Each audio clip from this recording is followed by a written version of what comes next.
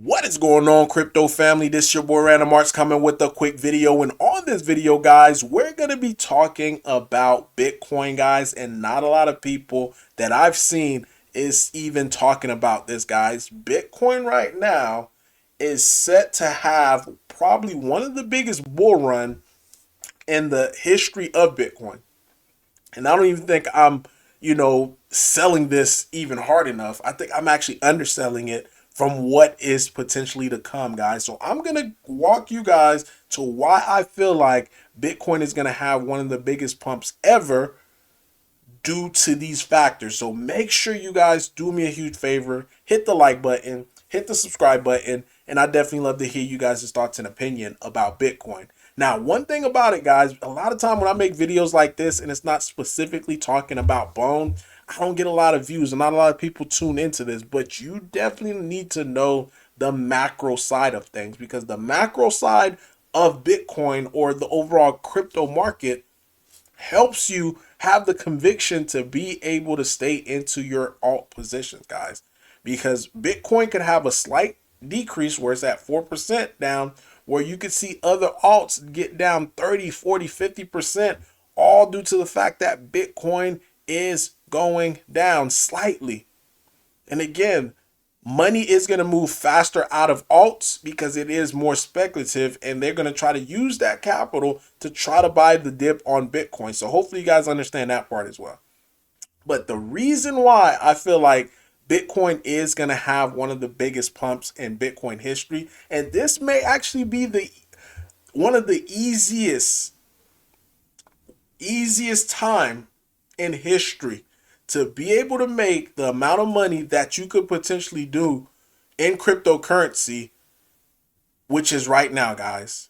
In the next 12 to 17 months, you could make more money than you could actually imagine. And I'm not even talking specifically about Bone. I'm talking about practically any crypto project that's currently out that's getting a lot of community attention or buzz behind it, or even the right sector.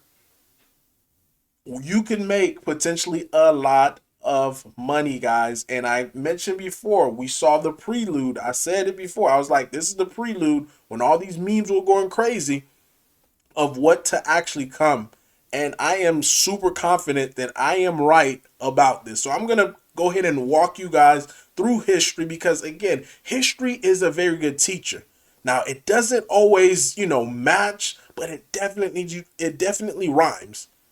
So, first thing, Hong Kong, guys. Hong Kong is set to approve spot Bitcoin ETF by Monday, according to Bloomberg.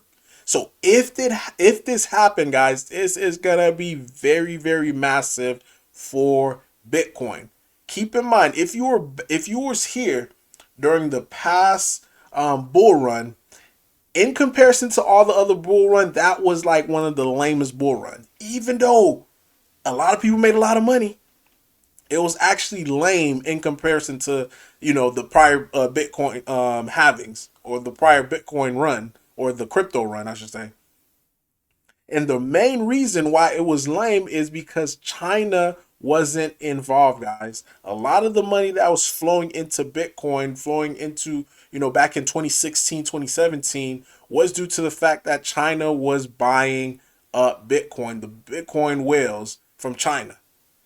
Bitcoin got banned from China in 2020 ish, so they weren't able to participate, um, you know, in the last cycle, which caused it to not be as explosive as prior cycles. But now you're getting this Hong Kong set to approve spot ETF, Bitcoin ETF, and Ethereum ETF. So this is going to be very, very bullish for the overall market, because these whales, I'm telling you guys, like old money coming in and just buying like there's no tomorrow. And that's something that we might very well see if we get this approved on Monday. The second thing that I don't see a lot of people talking about is Bitcoin rooms, guys. It is set to launch as soon as the Bitcoin halving happen. And the crazy thing about Bitcoin rooms, think about BRC20, but bigger. The BRC20 crave that happened and things were just going crazy. Bitcoin runes, think of Solana, but bigger.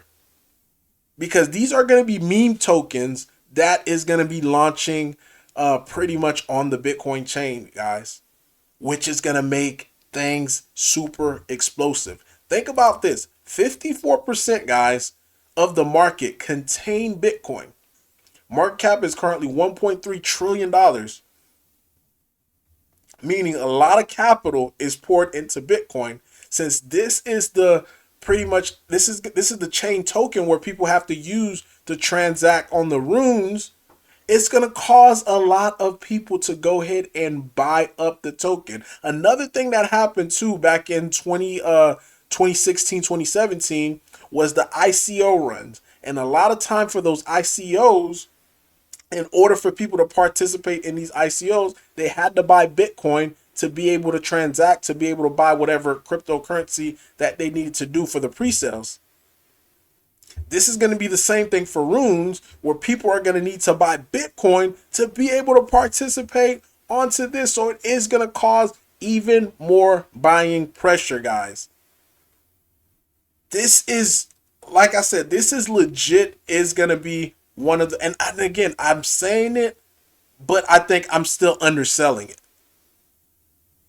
The last thing that I want to show you guys, and this is just history, how things work.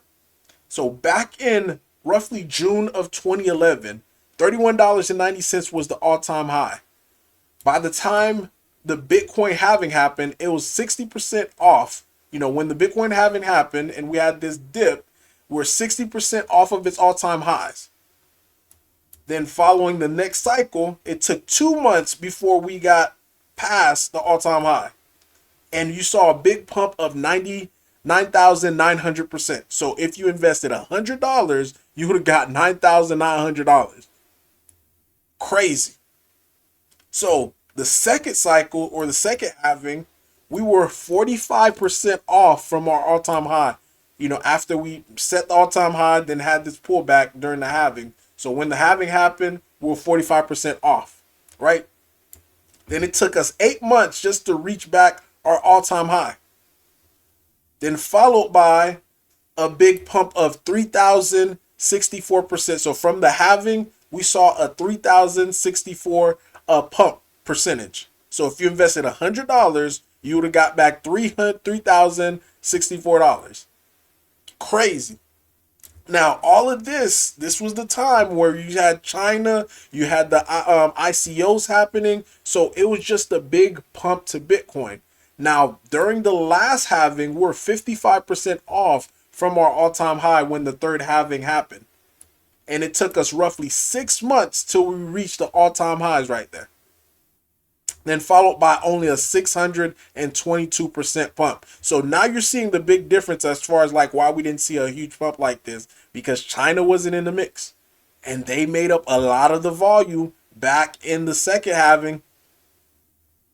Now we fast forward it to today. You know, Bitcoin halving roughly 7 days. But take a look at this. This is the first time in history that we actually set an all-time high before the Bitcoin halving.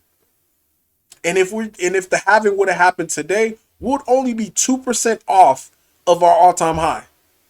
Which means that the starting point as far as where our pump could go is a lot higher. So the base floor of where we could actually go, where we're launching from, is a lot higher. So people are saying 100K Bitcoin, 200K Bitcoin. I think these are still small numbers, guys. And I think we could go a lot higher than what we think you can.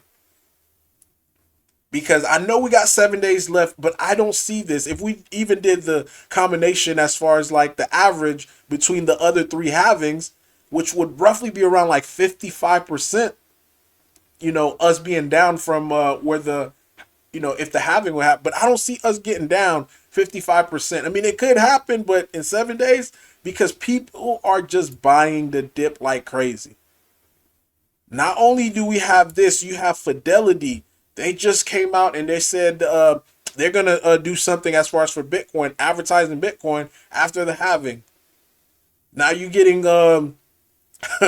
BlackRock advertising for the Bitcoin ETF as well too, guys. So again, capital is being moved to Bitcoin, and the way that it works, if Bitcoin goes to 300,000, 500,000, 600,000, it is going to drag the overall market up as well too, guys.